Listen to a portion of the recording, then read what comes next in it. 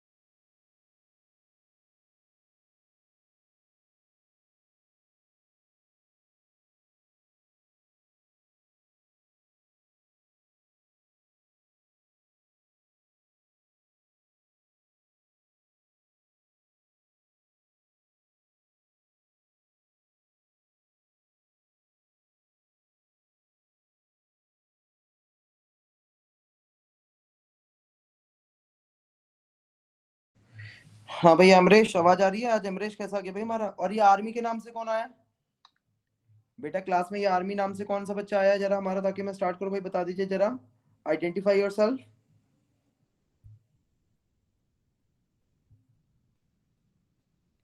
Last time हमने ये करा था, आज इसके क्वेश्चंस करने हैं बेटा जी, खत्म करेंगे। आज मैंने चैप्टर नंबर 6 भी आपके साथ स्टार्ट करना है, इलेक्ट्रोमैग्नेटिक इंडक्शन, ठीक है? सर तो ये ऑफलाइन क्लासेस कब से होगी? Next week, next week, next week. Sir फिर चैप्टर नंबर 7 करा देना, आपको बोला था ना पहले। बेटा मेरी तरफ से जो मर्जी चैप्टर आप करा लो, मुझे किसी भी चैप्टर को कराने में कोई दिक्कत नहीं है। Sir ray optics. अरे पहले मैं सोच रहा हूँ बेटा, देखो अभी मैंने रे ऑप्टिक्स शायद रिसेंटली आप लोगों के साथ रिवाइज करा था, अगर आपको याद हो तो। सर 7 चैप्टर बहुत कम कराया है। बेटा सुन तो लो ना, मेरी को कंप्लीट तो करने दो। मैं ये कह रहा हूँ कि पहले मैं चैप्टर नंबर 6 और चैप्टर नंबर 7 करवा दूंगा, एंड उसके बाद we will start with chapter number optics वगैरह, ठीक है? Okay sir. है ना? 6-7 करवा देते, क्योंकि वो कनेक्टेड जो टॉपिक है, तो उसमें किसी को ये नहीं रहेगा कि हमारा ये नहीं हुआ, हमारा वो नहीं हुआ, ठीक है? ओके बेटा सर। ये जयप्रकाश के नाम से कौन आया बेटा? बेटा ये जयप्रकाश के नाम से कौन आया है? अच्छा आशु आया, ठीक है ठीक है ठीक है ठीक है बेटा, स्टार्ट करेंगे। एक सेकंड रुक जाइएगा जरा, let me arrange the controls. Of करते शेयरिंग स्क्रीन, ऑफ करते चैट, ऑफ करते वीडियो ऑन, ठीक है बेटे? स्टार्ट करें। तो मैंने कल आप लोगों के साथ जो करा था दैट वाज अप टू, तो आज क्वेश्चन करेंगे, क्वेश्चन नंबर 10 तक करा था क्वेश्चन। बेटा काम आप लोगों के पास आ गया था? कोई ऐसा बच्चा जो स्क्रीन रिकॉर्ड करेगा? कोई बच्चा स्क्रीन रिकॉर्ड करा था लास्ट टाइम? सचिन करा था। सचिन रिकॉर्डिंग डालिए बेटा, रिकॉर्ड पे डाल रहे हो? ठीक है, तो मैं बस अब करने वाला हूँ, तो फिर तुम कर लेना स्टार्ट, ठीक है? तो मैं क्वेश्चन लिखता हूँ, तो स्टार्ट करते हैं। तो ठीक है यार, वो जो तूने लास्ट टाइम जैसे मेरे को भेजा था ना बेटा, वैसे ही भेज दियो यूट्यूब पे डाल के, तो मैं बच्चों को शेयर कर दूंगा, काम आ जाती है इनके। A small magnetic needle has a magnetic moment of 6.7 into 10 की power minus 2 ampere meter square, and moment of inertia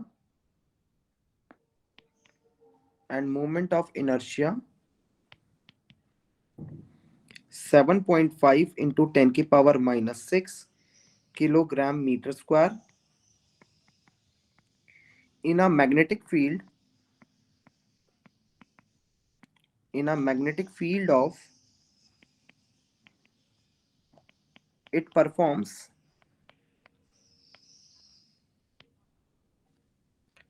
10 complete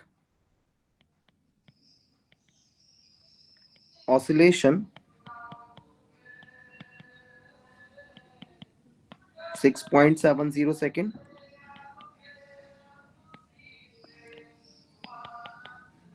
What is the magnetic, एक second, what is the magnitude of what is the magnitude of magnetic field?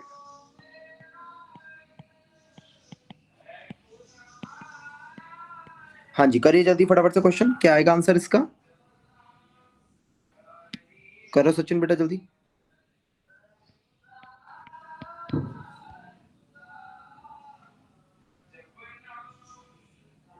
तो देखिए क्या क्या दिया हम लोगों ने आपको।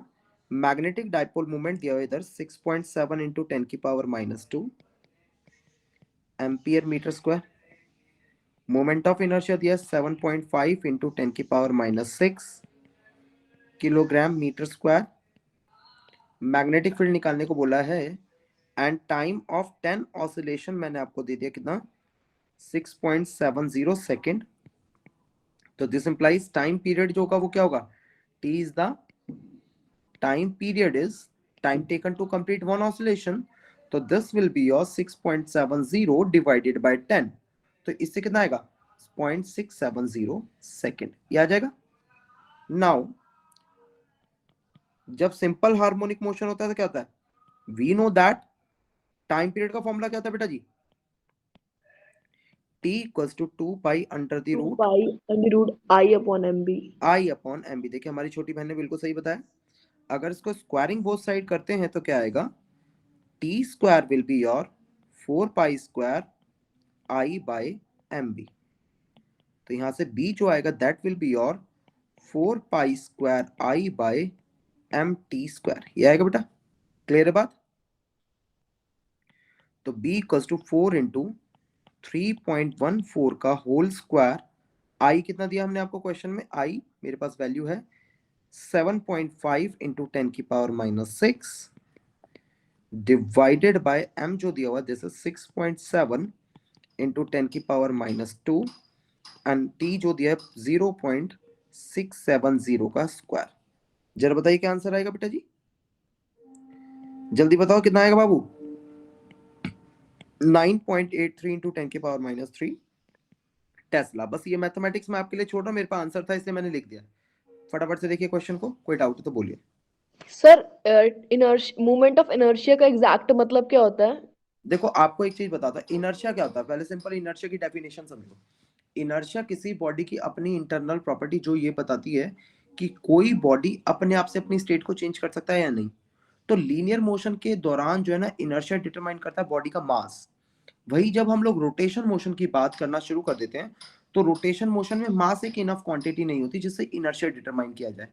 तो अब इनर्शिया को डिटरमाइन करने के लिए हम लोग एक नया टर्म यूज करते हैं जिसको हम लोग कहते हैं मोमेंट ऑफ इनर्शिया, जो कि डिपेंड करता है कि बॉडी कैसे घूम रही है, किस एक्सिस के अलोंग घूम रही है, एक्सिस की पोजीशन क्या है, एक्सिस का ओरिएंटेशन क्या है, और उस एक्सिस के अबाउट जो पार्टिकल्स का मास है या पार्टिकल्स का डिस्ट्रीब्यूशन है, मास का डिस्ट्रीब्यूशन है, वो कैसा है। ठीक है, ठीक है बेटा जी। ठीक है। हाँ, अगला क्वेश्चन करें। क्वेश्चन करते हैं, ये वाला आप लोगों से कराएंगे, प्लीज आप अपनी निकालिए कॉपी वगैरह ताकि हम करें तो समझ आए आपको। आप लोग करिए साथ में। A square coil of side 5 centimetre and 500 turns carrying a current of 2 ampere is placed inside uniform magnetic field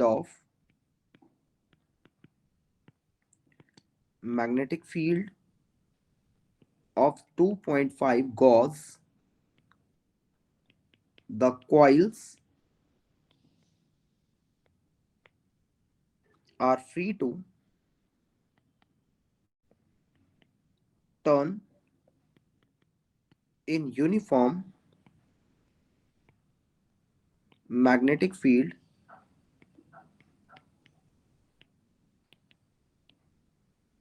when the coil is turned slightly and released it oscillates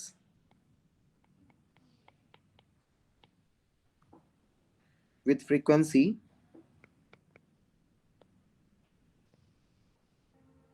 of 10 per second. Calculate the moment of inertia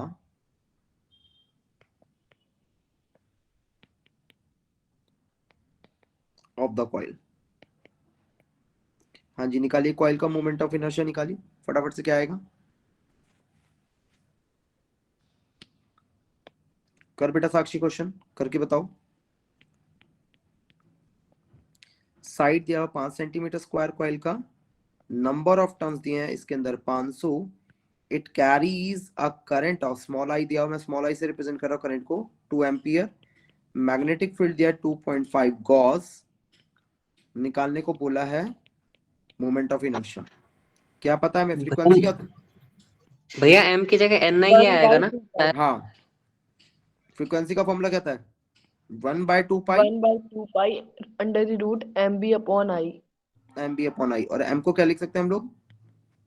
NIAB। N I ए, बस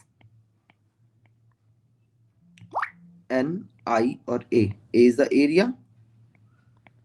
और ए क्या लिख सकते हैं? Square coil है तो square coil का area क्या होता है बेटा जी?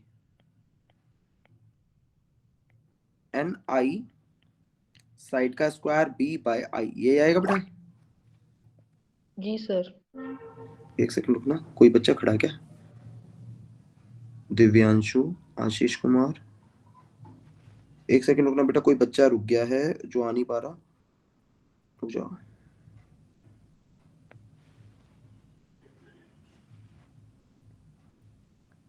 अच्छा ऐसा भी होता है, ठीक है आगे बढ़े बेटा। अगर इसी इक्वेशन को अगर मैं स्क्वायरिंग बोथ साइड करूं तो क्या बनेगा बेटा जी? Mu square equals to 4 pi square N I A square B upon में आई।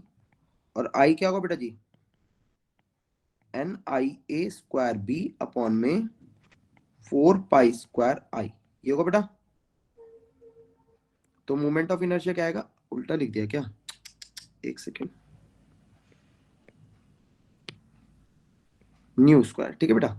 तो नंबर ऑफ टर्न्स कितने हैं इसमें देखिए, वैल्यू पुट करते हैं। नंबर ऑफ टर्न्स है यहाँ पर 500। करंट जो है वो 2 एम्पियर है, साइड हो जाएगा 2 इंटू 10 की पावर माइनस 5 इंटू 10 की पावर माइनस 2 का स्क्वायर। मैग्नेटिक फील्ड है 2.5 गॉस, गॉस को टेस्ला में कन्वर्ट करने के लिए 10 की power minus 4 divided by 4 into 3.14 का स्क्वायर। एंड फ्रीक्वेंसी जो है वो कितना दिया हमने आपको? फ्रीक्वेंसी दिया 10। तो 500 इंटू 2000,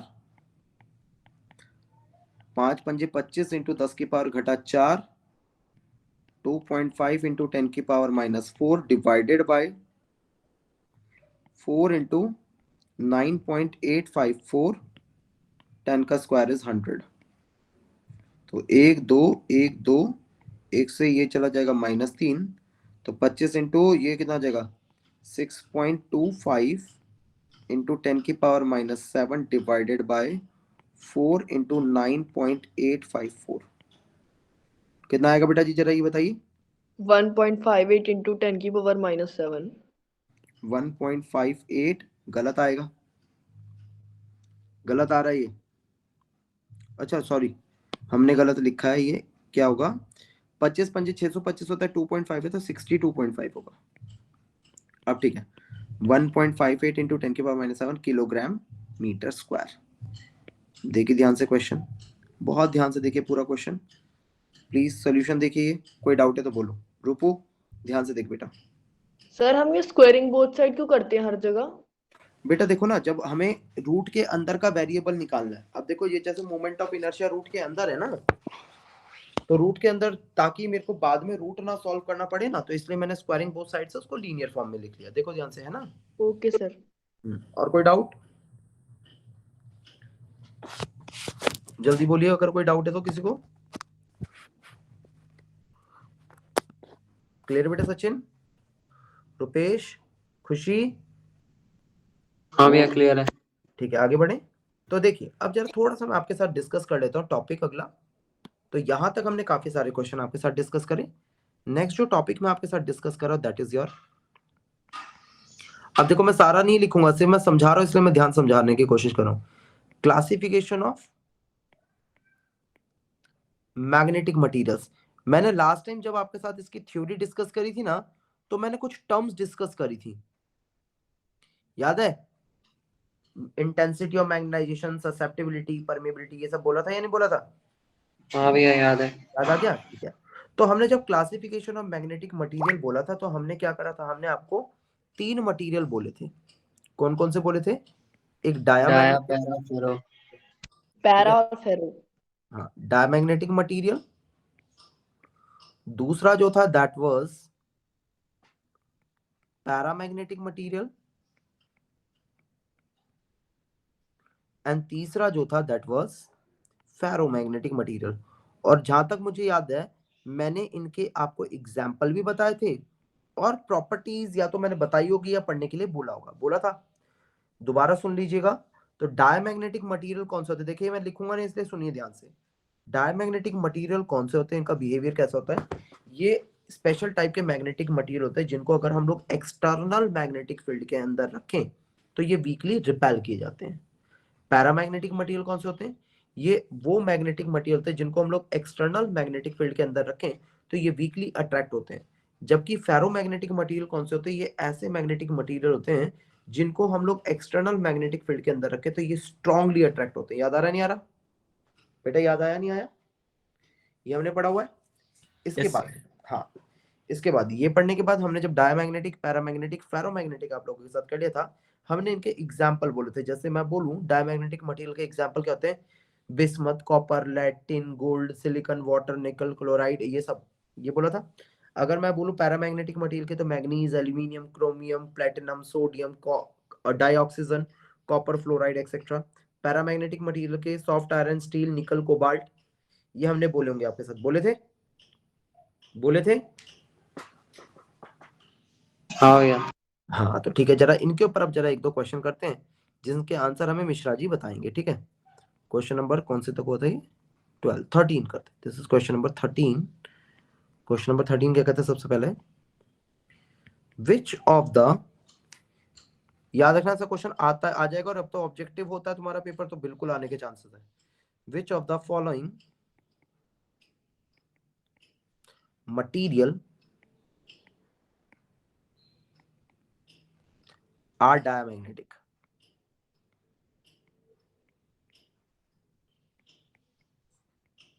तो कौन सा मैग्नेटिक मटेरियल डायमैग्नेटिक है? एग्जांपल दिए आपके कौन कौन से?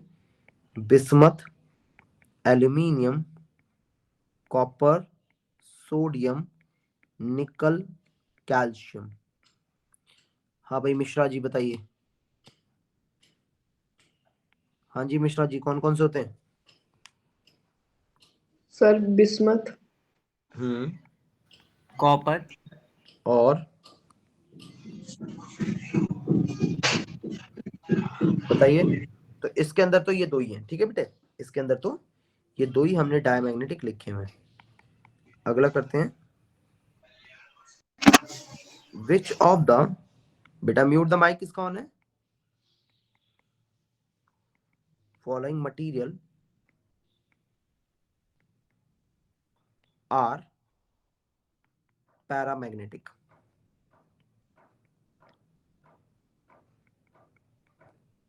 Bismuth, aluminium, copper, calcium, lead, silicon.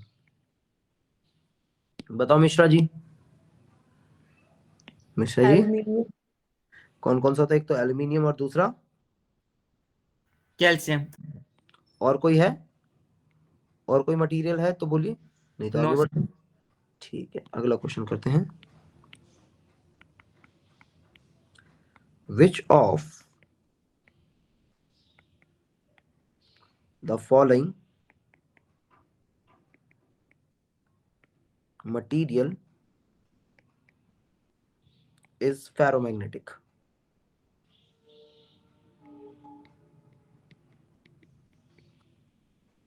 Example लिख देते हैं, bismuth, aluminium, copper, iron, calcium, nickel, cobalt. हाँ जी बोलिए। Sir lead and silicon. Ferromagnetic होते हैं। Iron nickel cobalt. Iron, iron, निकल, निकल, कोबाल्ट। कोबाल्ट। ठीक है, ये है। ठीक है, अब देखो ये तो हुआ जब सॉरी। देखो इन 3 क्वेश्चन में तो आपने देखा कि अलग अलग आइडेंटिफाई करना है, तो ये क्वेश्चन आसान पड़ जाता है। मगर मान लो क्वेश्चन यही हो, मगर आपको तीनों ही आइडेंटिफाई करने को कह दे। मान लो क्वेश्चन कहता है ऐसे, मैं लिख रहा हूं, which of the following material are dia, para, ferromagnetic,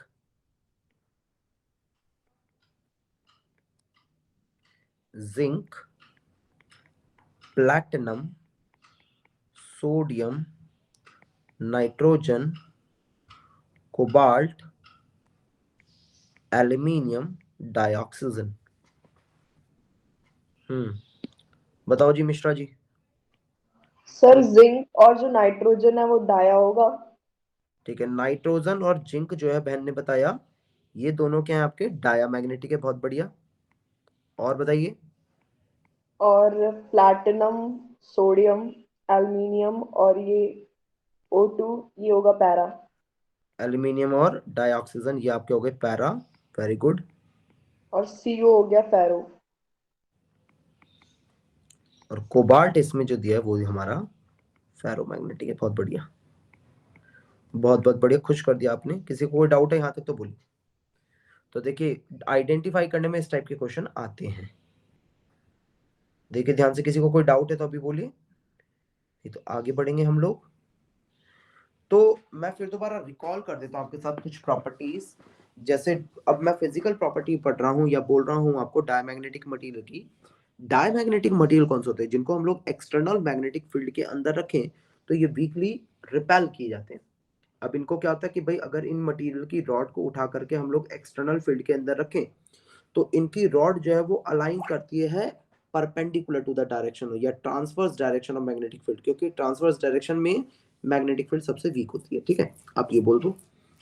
अगर हम लोग डायमैग्नेटिक सब्सटेंस को मोल्टन फॉर्म में लें तो मोल्टन फॉर्म में हम क्या देखेंगे कि जो मोल्टन फॉर्म में हमारा डायमैग्नेटिक मटेरियल वो स्ट्रॉन्ग फील्ड रीजन से वीक फील्ड रीजन की तरफ भागता है, क्योंकि रिपल्शन यहाँ पर हो रहा है। अगर डायमैग्नेटिक मटेरियल की किसी मटेरियल को उठा करके हम लोग एक्सटर्नल फील्ड के अंदर रखें तो हम क्या देखते हैं, उसके अंदर से कोई भी फील्ड लाइन पास नहीं करती। अब जब कोई भी फील्ड लाइन पास नहीं करती, देखो मैं यहाँ पर एक रफ बना देता हूँ कि भाई जैसे मान लीजिएगा ये मैग्नेटिक, ये हमने बनाया नॉर्थ है, ये साउथ है। इसके अंदर अगर एक मैग्नेटिक मटेरियल रख दो तो ये अपने अंदर से फील्ड लाइंस को पास करने नहीं देता। अब फील्ड लाइंस को पास करने नहीं देगा तो अगर मैं परमेबिलिटीज नापू बाहर और अंदर, तो देखो बाहर फील्ड ज्यादा है ना, बाहर फील्ड लाइंस ज्यादा है तो बाहर वाली परमेबिलिटी अंदर वाली कम है और बाहर वाली क्या है, ज्यादा है। और बाहर वाली ज्यादा होने के कारण इसकी रिलेटिव परमेबिलिटी जो होती है म्यू बाय म्यू नॉट वो छोटी होती है किससे, 1 से। It is less than 1।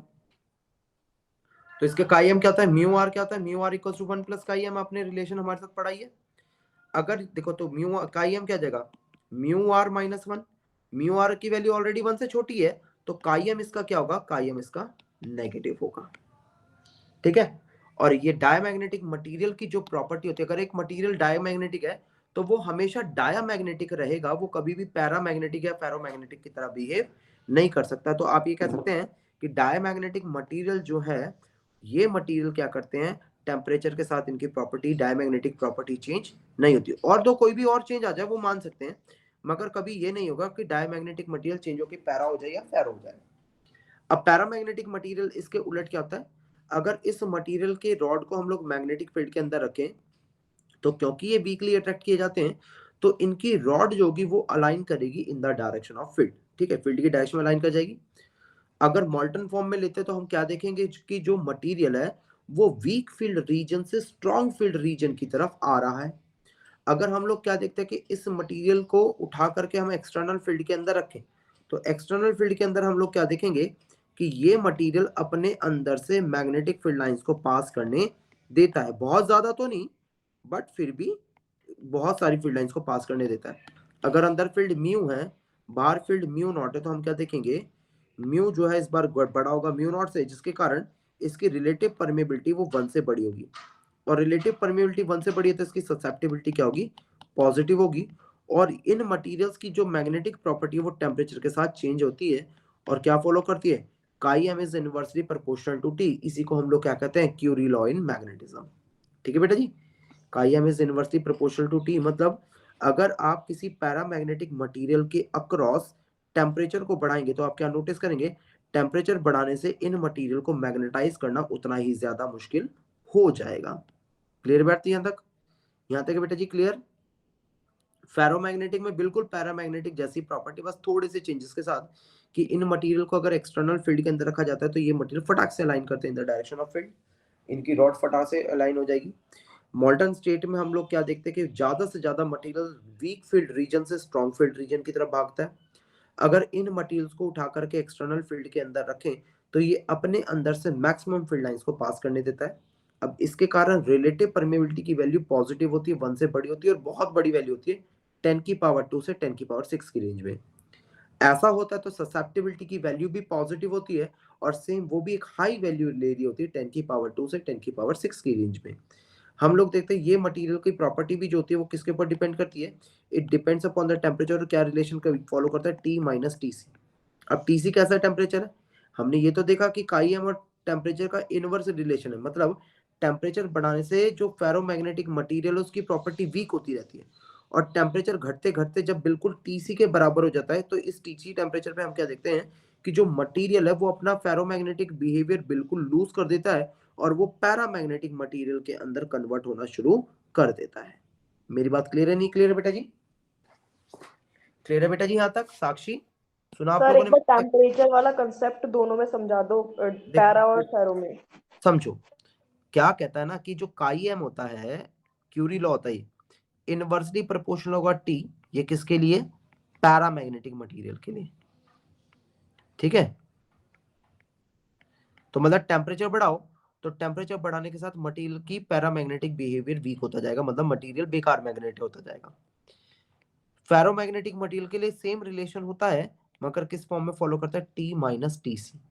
यहाँ पर ये जो टी सी लिखा है ना, इस टी सी को हम लोग क्या कहते हैं, क्रिटिकल टेम्परेचर। अब इसका कॉन्सेप्ट क्या है कि देखो अगर आप मटेरियल के अक्रॉस टेम्परेचर की वैल्यू को बढ़ाएं तो टेम्परेचर बढ़ाने से आप लोग क्या नोटिस करेंगे कि जैसे जैसे टेम्परेचर बढ़ेगा मटेरियल कम बिहेवियर शो करेगा अपना एज अ मैग्नेट। टेम्परेचर बढ़ते बढ़ते बढ़ते बढ़ते जब टेम्परेचर इस क्रिटिकल टेम्परेचर के बराबर हो जाएगा तो इस क्रिटिकल टेम्परेचर पे हम क्या देखेंगे, जो फेरोमैग्नेटिक मटेरियल है वो कन्वर्ट होना शुरू हो जाएगा किसके अंदर, पैरामैग्नेटिक मटेरियल में। ठीक है बेटा जी? तो ठीक है सर। ये जो टेम्परेचर होता है जिसपे एक फेरोमैग्नेटिक मटेरियल पैरामैग्नेटिक मटेरियल की तरह बिहेव करना शुरू कर देता है, उस टेम्परेचर को हम लोग कहते हैं क्रिटिकल टेम्परेचर। मेरी बात क्लियर है? तो ये जो वैल्यू दोनों क्या है रिलेशन, उसकी? वैल्यू टीसी की वैल्यू वो क्रिटिकल अलग टेम्परेचर। अलग अलग के लिए अलग अलग होता है सब बताओ। ठीक है, दिस इज क्यूरी टेम्परेचर नहीं, Curie law in magnetism. This is Curie law in magnetism. ठीक है, तो अब इससे रिलेट करके क्या क्वेश्चन आते हैं, ये प्रॉपर्टी का पार्ट है और यहीं के बाद हो जाएगा चैप्टर खत्म आपका। तो देखते हैं कितने सर क्वेश्चन। हाँ बाबू बोलो, जल्दी बोलो। टेम्परेचर बढ़ाने से मतलब है कि मतलब ज्यादा कोल्ड या फिर ज्यादा हॉट? ज्यादा हॉट, टेम्परेचर बढ़ाने का मतलब है गर्म करना। टेम्परेचर ओके ठंडा सर। करने का मतलब टेम्परेचर घटाना होता है। ठीक है, कोल्ड करने का मतलब है टेम्परेचर घटाना। ठीक है, ठीक है सर। और कोई doubt?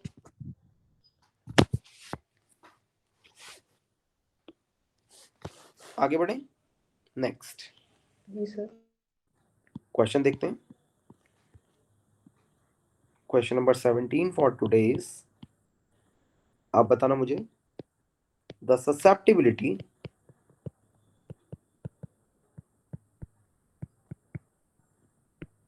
of a magnetic material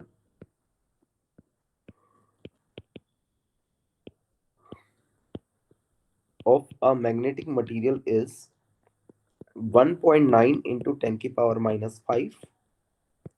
Name the type of material it represents. हाँ जी बताइए.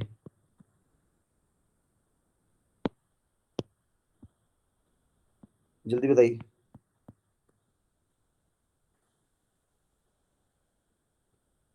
तो देखो हेयर काईएम कैसा दिया हुआ है 1.9 इंटू 10 की पावर माइनस 5. पॉजिटिव वैल्यू है या नेगेटिव वैल्यू साक्षी है? पॉजिटिव वैल्यू है पॉजिटिव और छोटी है या बड़ी है? Very small. तो काईएम पॉजिटिव और छोटा हो किसके लिए होता है बेटा जी? पैरा हाँ. So the given material is paramagnetic.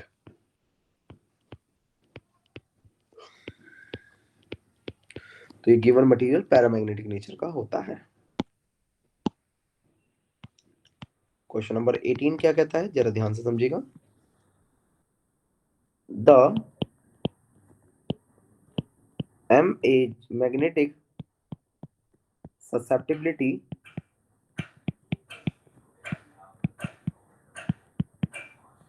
of a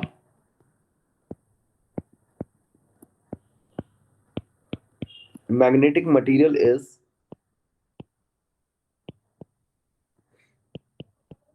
minus 4.2 into 10 की power minus 6. Name the type of material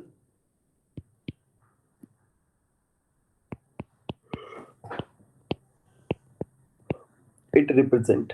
करिए बताइए डाया आंसर. डाया. क्यों डाया? नेगेटिव वैल्यू है. हाँ तो ये काईएम जो है वो नेगेटिव है तो जो मटेरियल है वो कैसा होगा? सो the material is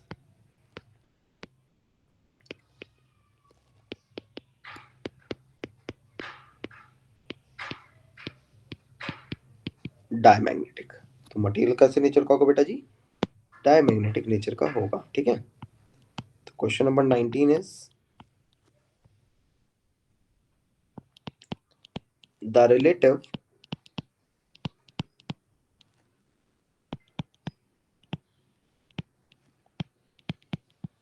permeability of a magnetic material is 0.5. Identify the material and write its one example. बताइए भाई. सर मटेरियल डायमैग्नेटिक और एग्जांपल दो इसका. Diamagnetic copper. कॉपर. देखो अभी ऊपर क्वेश्चन में लिखवाया भी होगा. देखो जैसे हमारे पास नाइट्रोजन जिंक हो गया. ठीक है. हमने ऊपर लिखवाया था कॉपर बिस्मथ. ठीक है. ये होता है. तो आप क्या कह सकते हैं एज म्यू आर जो है वो क्या है 0.5 जो जो कि वन क्या से छोटा है. है? तो म्यू आर है स्मॉल है. तो लेस देन 1 है. लेस देन 1 है तो मटेरियल कौन सा है? So the material is dia diamagnetic.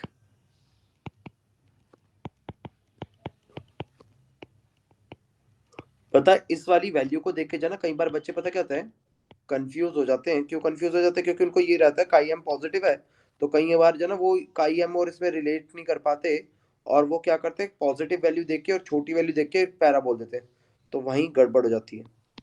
तो बिस्मथ कॉपर एक्सेट्रा. ठीक है बेटा. नेक्स्ट बढ़ते हैं.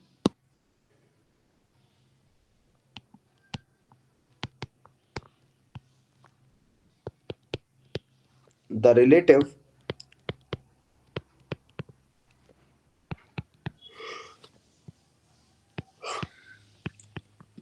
permeability of a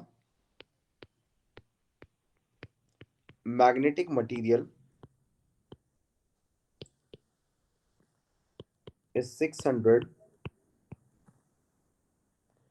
Identify the material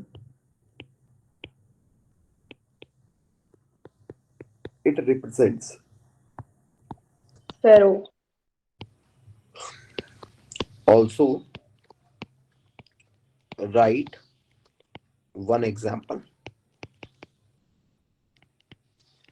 देखो प्रॉब्लम पता क्या होती है ऐसे क्वेश्चंस में, हम लोग क्या करते हैं, वैल्यू से हमें डाई पैरा फेरो तो याद रहता है, मगर हम एग्जाम्पल भूल जाते हैं। Sir cobalt. आयरन, निकल। हाँ, तो म्यू आर क्या होता है, म्यू आर दिया हमने आपको 600, तो म्यू आर जो है वो क्या है, किस रेंज में, 1 से बढ़ते हैं। 2 to 10 की पावर 6 की रेंज में। So material is ferro.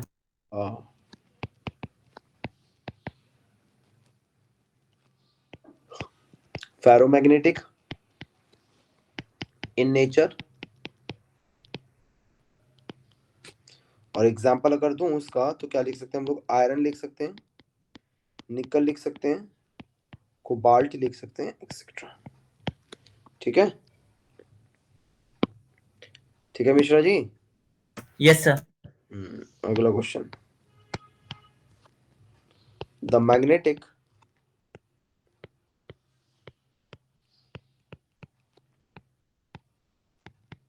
susceptibility of a magnetic material is 0.0855.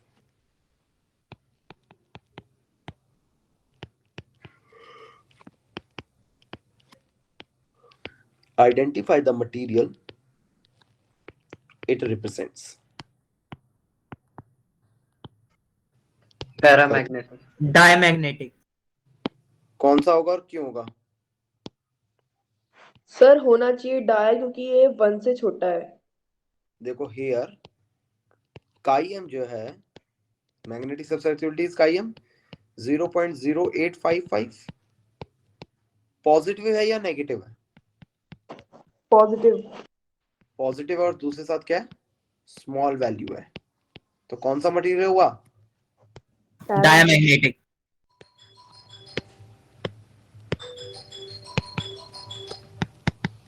Paramagnetic. ठीक है, तो मटेरियल कौन सा होगा बेटा जी? पैरामैग्नेटिक नेचर का होगा। डाई का नेगेटिव में होता है ना काईएम। हाँ, डाई का नेगेटिव में होता है। ठीक है, अगर यही चीज अगर आपको मैग्नेटिक ससेप्टिबिलिटी की जगह अगर परमेबिलिटी बोलता, मैग्नेटिक परमेबिलिटी, तो फिर ये डायमैग्नेटिक होता। देखो हुई ना कंफ्यूजन, यही कंफ्यूजन मारती है पेपर के अंदर, क्योंकि इतना बड़ा पेपर होता है कि जना आपके पास इतना टाइम नहीं होता कि आप उसके बारे में दोबारा सोचे कि सही है या गलत है। ठीक है, यस सर। अब देखो यही क्वेश्चन अगर मैं ऐसे दूं, the magnetic permeability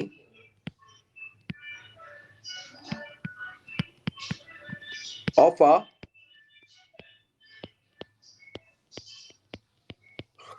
magnetic material is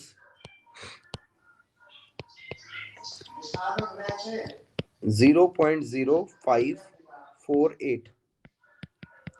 Identify the material it represent. बताइए डाया।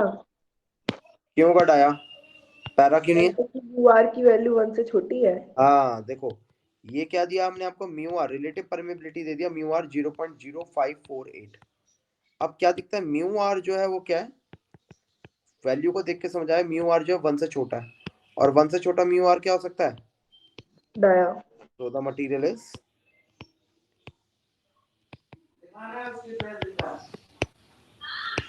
diamagnetic.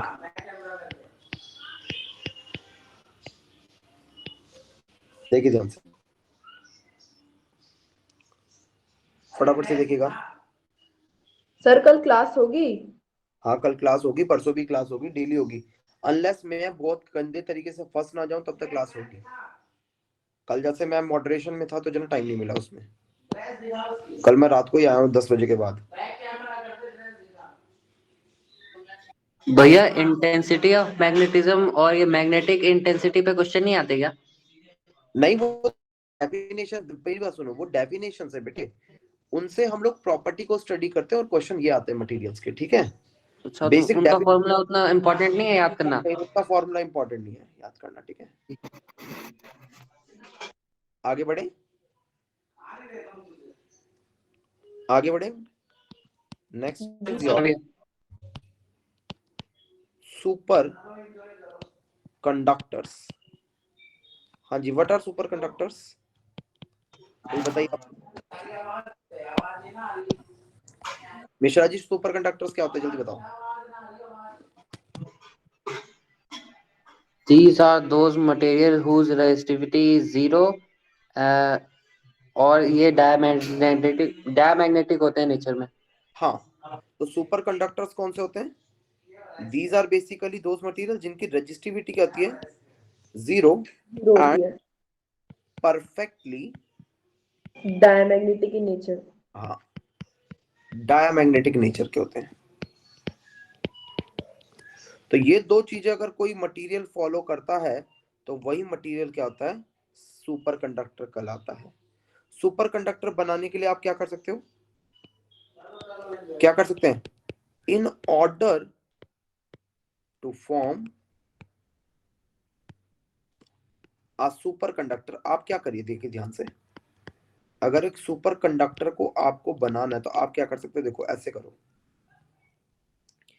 एक मटेरियल लो, जैसे मान लो ये मटेरियल है, ये एक डायमैग्नेटिक मटेरियल है,